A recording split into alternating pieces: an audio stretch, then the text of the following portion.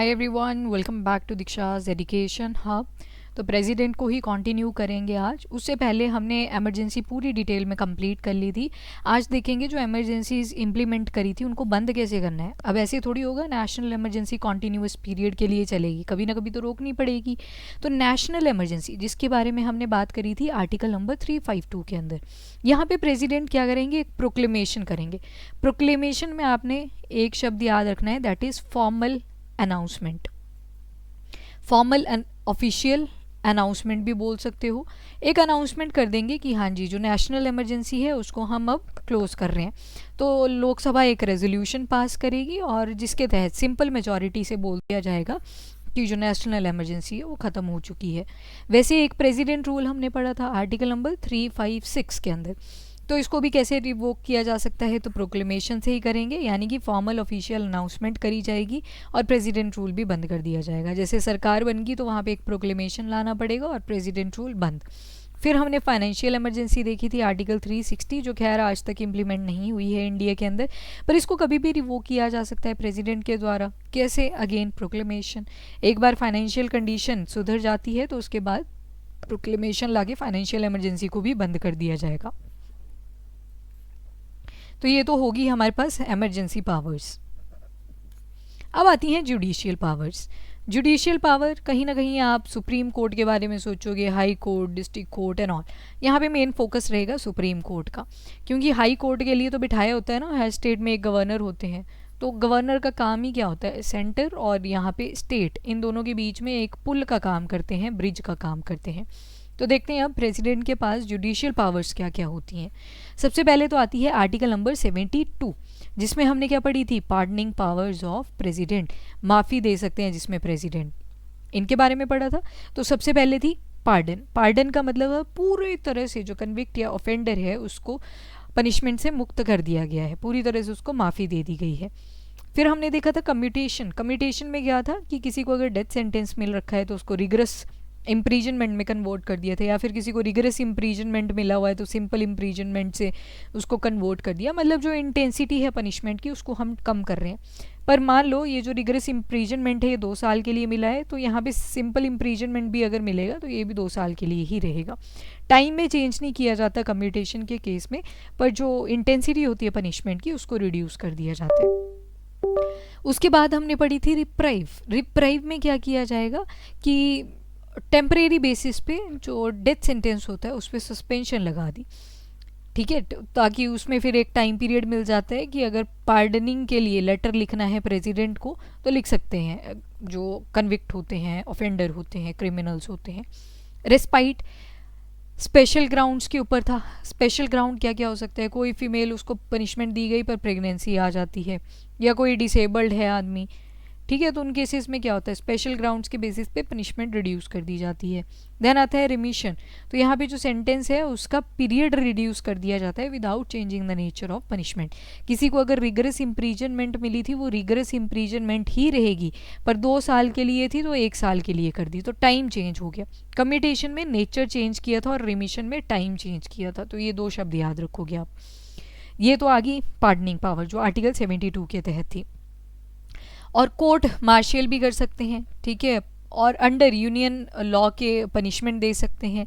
और जितने भी केसेस होते हैं डेथ सेंटेंस में, उनको माफ़ करना है या नहीं करना है ये भी किसके हाथ में होता है, प्रेसिडेंट के हाथ में। अपॉइंटमेंट किस किस की करते हैं, तो ये भी तो जुडिशरी की ही पावर्स आएंगी। अगर मैं बोलूँ कि जो सुप्रीम कोर्ट के जजेस हैं उनकी अपॉइंटमेंट करते हैं तो कहीं ना कहीं जुडिशियल पावर आ गई। तो सुप्रीम कोर्ट के जितने भी जजेस होते हैं उनकी अपॉइंटमेंट कौन करता है, प्रेसिडेंट ही करेंगे। आर्टिकल कौन रहेगा, तो 124 क्लॉज 2। और साथ में अगर हाई कोर्ट के जजेस की अपॉइंटमेंट कर रहे हैं तो आ जाएगा आर्टिकल नंबर 217 क्लॉज 1। याद रखना, एक 124 और दूसरा है 217। नेक्स्ट है आर्टिकल नंबर 143। आर्टिकल नंबर 143 कहता है कि जो प्रेसिडेंट है वो सुप्रीम कोर्ट से ओपिनियन सीक कर सकते हैं। अगर उनको लग रहा है कोई लॉ है उसके बारे में कुछ भी डिसीजन लेने में दिक्कत आ रही है तो उस केस में प्रेसिडेंट सुप्रीम कोर्ट से ओपिनियन ले सकते हैं, पर यहाँ पे बाइंडिंग नहीं होगा। अगर ओपिनियन दे भी दिया सुप्रीम कोर्ट ने तो बाइंडिंग नहीं है, वो प्रेसिडेंट की मर्जी है whether they want to adopt it और नॉट।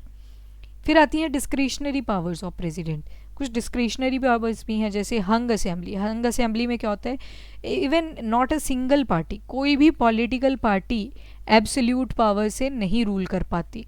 जब मतलब मेजॉरिटी नहीं ला पा रहे हैं, एब्सोल्यूट पावर ही नहीं बची है उनके पास, तो उस केस में, लोकसभा के केस में ये हंग असेंबली देखने को मिलती है। तो ये भी कौन लेके आते हैं, प्रेसिडेंट ही बोलते हैं कि असेंबली जो है वो हंग हो चुकी है।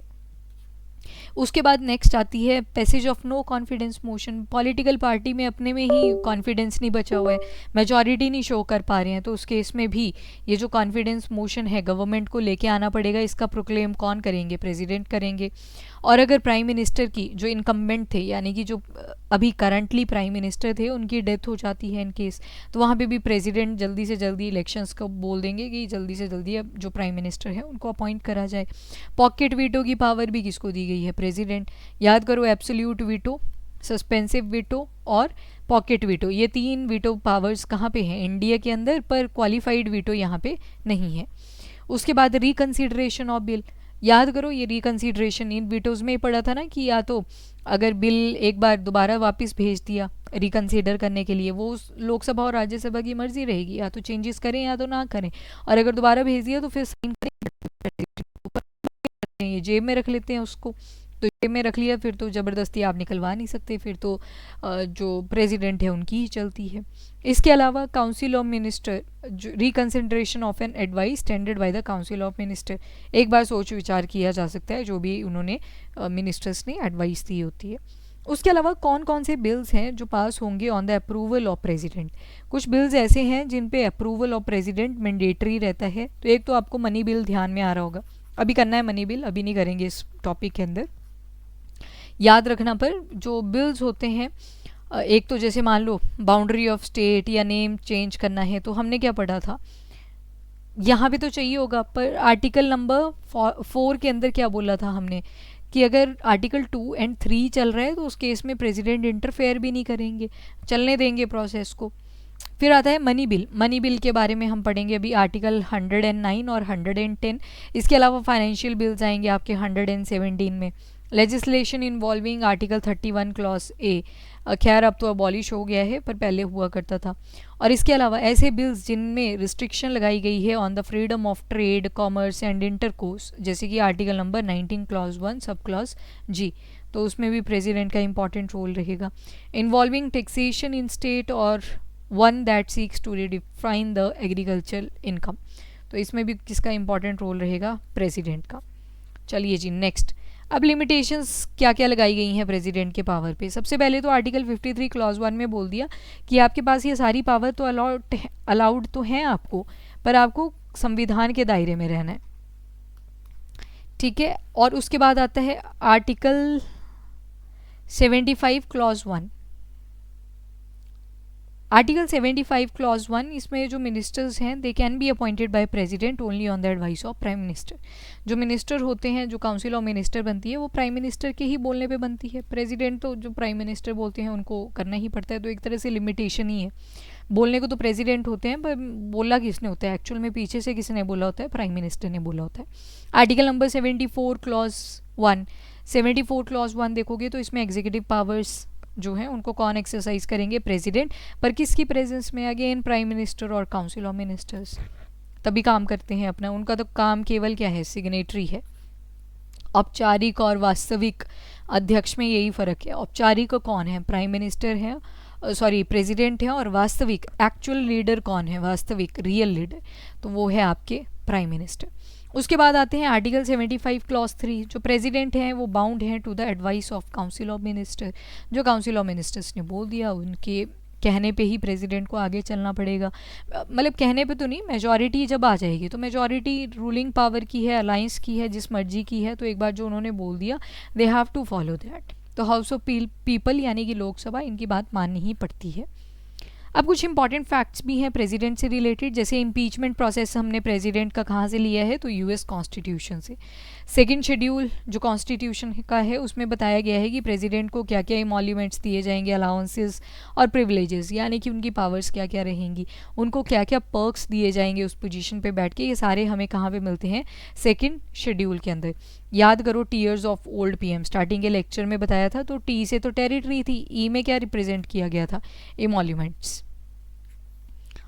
उसके अलावा गवर्नर, गवर्नर जो हैं ये किसी भी स्टेट बिल को रिजर्व करके रख सकते हैं, किसकी कंसीडरेशन लेने के लिए, प्रेसिडेंट की कंसीडरेशन लेने के लिए, अगर उनको लगता है कि ये नेशनल इम्पॉर्टेंस का है बिल, जैसे आर्टिकल 201 में हम पढ़ते हैं, although in case of bill affecting high court's power it's compulsory to keep the bill for president consideration। अगर कोई ऐसा बिल है जो हाई कोर्ट से रिलेटेड है तो उस केस में तो गवर्नर फिर पक्का ही उस बिल को अपने पास रख सकते हैं ताकि उसको कंसीडर करवाया जा सके प्रेसिडेंट से। जो गवर्नर होते हैं वो सारी इन्फॉर्मेशन देते हैं कि स्टेट गवर्नमेंट के अंदर क्या क्या चीज़ें चल रही हैं, प्रेसिडेंट को पूरी इन्फॉर्मेशन जाती है।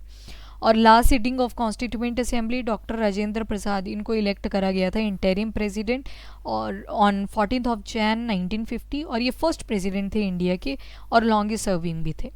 डॉक्टर सर्वपल्ली राधाकृष्णन ये फर्स्ट वाइस प्रेसिडेंट थे, उसके साथ जब डॉक्टर राजेंद्र प्रसाद उस पोजीशन पे नहीं रहे थे तो सेकंड प्रेसिडेंट कौन बने थे, doctor Sarvepalli Radhakrishnan. Teachers day जो मनाया जाता है 5 सितंबर, वो इन्हीं के बर्थ एनिवर्सरी पे बनाया जाता है।